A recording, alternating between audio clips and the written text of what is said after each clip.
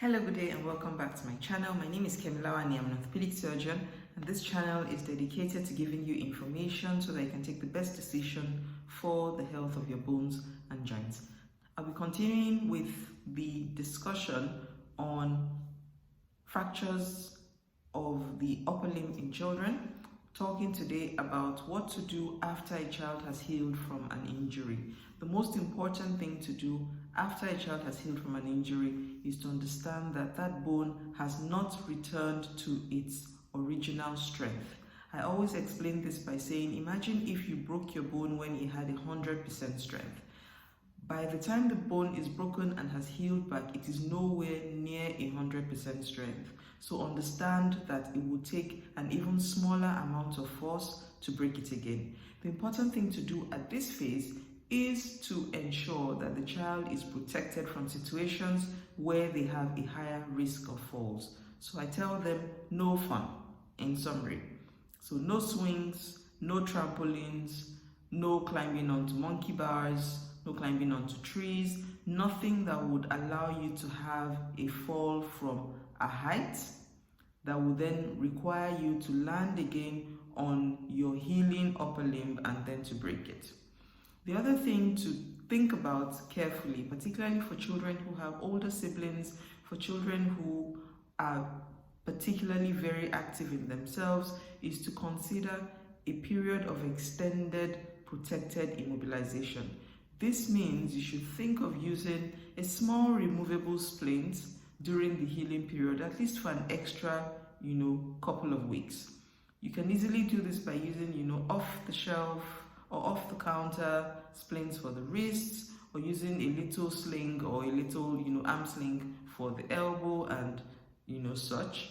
This just generally gives the child a sense of remembering that there is still something to be careful about, and also alerts the friends and the other people in the child's play group to be a bit careful. You can always take these off at night. You can take them off for showers, so it's kind of the best of both worlds.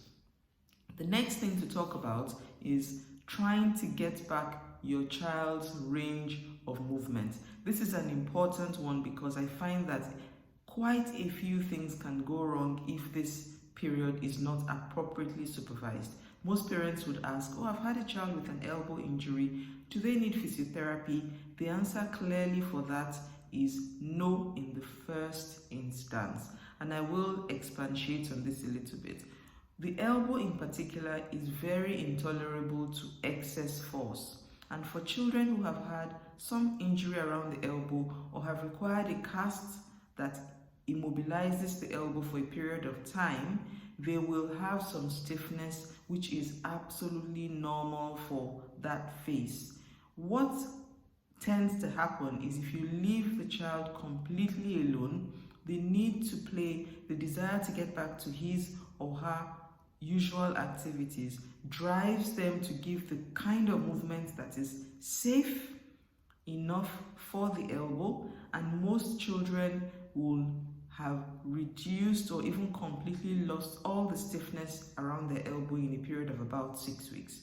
So again, I say if your child has required a cast that has held the elbow in a position for a period of time, they come out of the cast, they are stiff, there's nothing to worry about in the first instance. Just leave them completely alone and encourage them to play. Get them toys that require them to use their hands and move their elbows. It's a good time to allow them some screen time, with the device, because that encourages them to use the upper limb and encourages them to do things that would help to get the elbow going.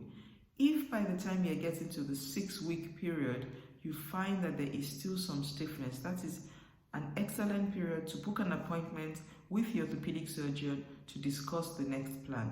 In the first instance, I would order an x-ray at about the 6-week point to see that there is no underlying bony reason that will continue to give you stiffness. If there's none of this, then we wait a bit longer. And sometimes we then, at around the 6 to 12-week mark, introduce very carefully planned and targeted physiotherapy. The physiotherapy in this case is best to be more of a passive assisted physiotherapy or even active with some supervision, which is all just to make sure that you do not apply too much force to the elbow of the child, which will then cause pretty much irreparable stiffness in extreme cases.